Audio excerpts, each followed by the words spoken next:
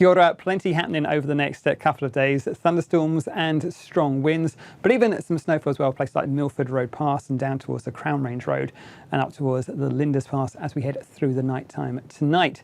But for the rest of Tuesday, we're watching this front running up from the south, bringing the risk of some thunderstorms across those western parts of the North Island as we head through the night time.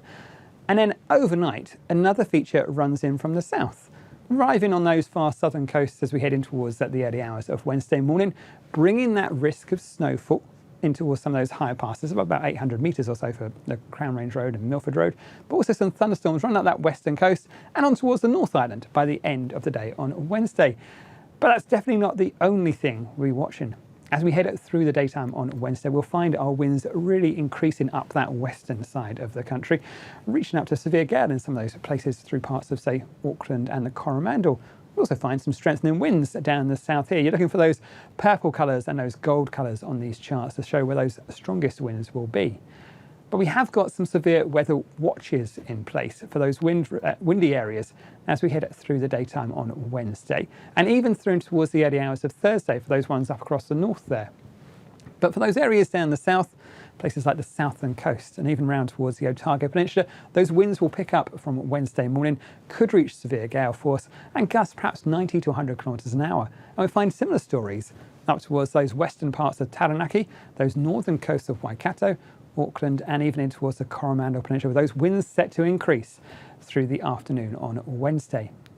But I think if we start off up in the north, you can see how those winds increase through the daytime. Remember, we've got that risk of thunderstorms as well, and they will act to amplify any of those stronger winds as well. Some pretty squally winds as those thunderstorms run past. But with those southwesterlies, you can see those western coasts pretty exposed and out towards some of those island areas.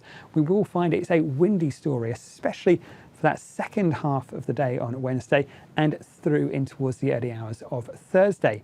So we have got a severe weather watch out for those areas as we head towards the end of the day. The watch you can see here for Auckland, those northern parts of Waikato, the Coromandel Peninsula, the Kaimai Range and out towards Great Barrier Island runs from 4 p.m. on Wednesday through till 2 a.m. on Thursday, but particularly windy as we head through the afternoon and evening on Wednesday. So do keep that in mind for your planning your commute as we head through the daytime on Wednesday. Rather a blustery story, those winds perhaps reaching strong or even gale force as we head through the afternoon, and even severe gale force winds not out of the question in those most exposed areas.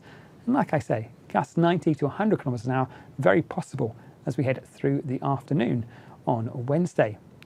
Heading a little bit further south, we will find those winds still pretty strong as well for places like Taranaki, especially those western areas. You can see those purple colours there picking out the strongest winds.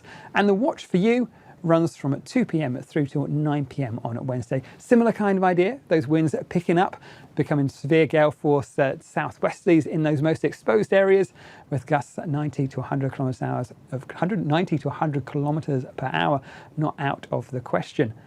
If we continue our journey down further southwards, we'll find those stronger winds for places like Southland and Otago, really during that first part of the day, with the winds that really picking up from the early hours of the morning on Wednesday, particularly around these extreme coastal areas and around even up as far north as the, say, the Otago Peninsula.